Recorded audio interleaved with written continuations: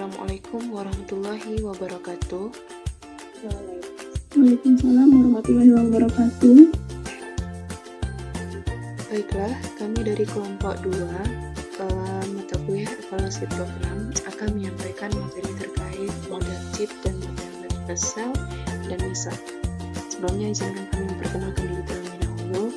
Saya Lili Ramadhani sebagai moderator, selanjutnya teman saya Najib Canda dan MISA dan Murfuat Daraja sebagai pemateri kita hari ini. Baik, itu untuk materi yang pertama yaitu model chip.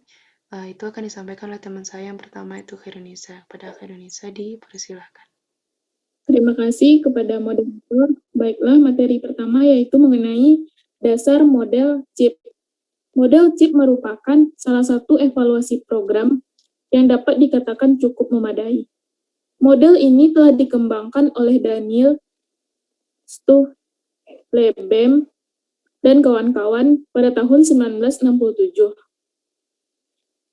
di Ohio State University.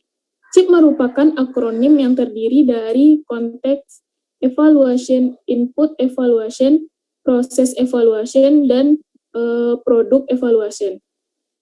Setiap tipe evaluasi terikat pada perangkat pengambilan keputusan yang menyangkut perencanaan dan operasi sebuah program. Model CHIP dirancang pada akhir 1960 untuk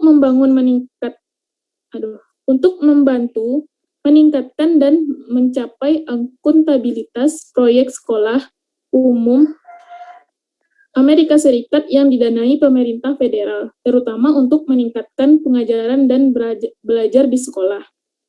Model ini dirancang karena evaluasi klasik dengan pendekatan desain eksperimental, evaluasi berbasis tujuan, peer or expert review, site visit, dan uji pencapaian standar.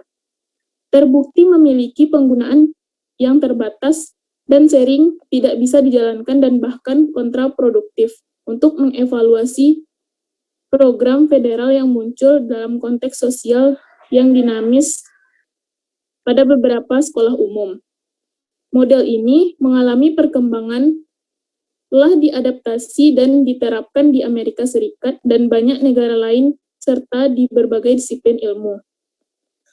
Model CHIP didasarkan pada belajar dengan melakukan, yaitu upaya berkesinambungan untuk mengidentifikasikan dan memperbaiki kesalahan yang dibuat dalam praktek evaluasi. Untuk menciptakan dan menguji prosedur baru untuk mempertahankan serta menggabungkan praktek-praktek yang efektif. Model ini didokumentasikan pertama kali dalam buku Education, Evaluation, and Decision Making. Penulis buku ini mengkritik pandangan tradisional evaluasi, menganalisis kebutuhan informasi evaluatif dalam pengambilan keputusan, menguraikan model CHIP, meneliti dengan seksama masalah evaluasi multilevel, membahas sistematika evaluasi, membahas kebutuhan untuk pelatihan evaluasi, dan mengusulkan evaluasi yang mencakup utilitas dan kelayakan teknis. Materi yang kedua yaitu mengenai kategori CHIP. Yang pertama kategorinya yaitu Context Evaluation. Evaluator menggunakan evaluasi konteks untuk menilai kebutuhan, masalah, aset, dan peluang dalam lingkungan yang diterapkan. Nah, kebutuhan termasuk hal-hal yang diperlukan atau berguna untuk memenuhi tujuan. Tujuan dari evaluasi konteks adalah untuk menentukan konteks yang relevan, mengidentifikasi populasi sasaran, dan menilai kebutuhan. Mengidentifikasi peluang untuk menemukan kebutuhan, mendiagnosa masalah yang mendasari kebutuhan, dan menilai apakah tujuan proyek sudah dapat menjawab kebutuhan yang ada. Pengambilan keputusan menggunakan evaluasi konteks untuk menentukan tujuan dan menetapkan prioritas. Yang kedua, yaitu Input Evaluation atau evaluasi masukan. Orientasi utama evaluasi masukan adalah membantu pendekatan sebuah program dalam menciptakan perubahan yang diperlukan. Untuk tujuan masukan evaluasi, evaluator mencari dan memeriksa secara kritis potensi pendekatan yang relevan, termasuk pendekatan yang sudah digunakan. Orientasi sekunder evaluasi masukan adalah menginformasikan pihak yang berkepentingan tentang pendekatan program terpilih, alternatif pendekatan, dan alasannya. Dalam hal ini, evaluasi masukan informasi merupakan sumber penting bagi akuntabilitas pengembang dalam proses desain dan penganggaran perbaikan. Sekian materi dari saya kembalikan ke moderator. Baiklah, terima kasih kepada Khairunisa atas materinya. Materi selanjutnya akan disampaikan oleh teman kita, Nadia Faranda. Pada Nadia, dipersilakan. Baik, terima kasih kepada moderator. Saya akan melanjutkan materi yang disampaikan oleh Nisa mengenai kategori evaluasi CIP yang ketiga, yaitu proses evaluation atau evaluasi proses. Dalam evaluasi proses, evaluator memantau, mendokumentasikan, menilai, dan melaporkan pelaksanaan rencana program. Evaluator seperti memberikan umpan balik terhadap seluruh implementasi program, dan kemudian melaporkan sejauh mana program ini dilaksanakan, seperti yang telah direncanakan. Staf program menggunakan laporan evaluasi proses secara periodik untuk melihat perkembangan program, mengidentifikasi isu-isu dalam dan menyesuaikan rencana dan kinerja untuk memastikan kualitas program dan pelayanan tepat waktu. Pada akhir program atau setelah siklus program, staf program, pengawas, dan konstituen dapat menggunakan proses dokumentasi evaluasi untuk menilai seberapa baik program telah dilaksanakan. Yang keempat, ada product evaluation atau evaluasi produk. Tujuan dari evaluasi produk adalah untuk mengukur, menafsirkan, dan menilai suatu hasil. Dalam evaluasi produk, evaluator mengidentifikasi dan menilai biaya dan hasil yang diinginkan ataupun yang tidak diinginkan dalam jangka pendek ataupun jangka panjang. Pada akhir program, evaluasi produk membantu mengidentifikasi dan menilai berbagai pencapaian program. Staf program menggunakan umpan balik evaluasi produk untuk mempertahankan fokus pada pencapaian hasil yang baik dan untuk mengidentifikasi serta mengatasi kekurangan dalam kemajuan program untuk menghasilkan hasil yang diinginkan ataupun tidak diinginkan dari program yang telah direncanakan. Pemilik program, penyandang dana, dan konstituen menggunakan hasil evaluasi akhir untuk menilai apakah pencapaian program signifikan. Model evaluasi CIP pada garis besarnya melayani 4 macam keputusan. Yang pertama adalah keputusan yang mempengaruhi pemilihan tujuan umum dan khusus.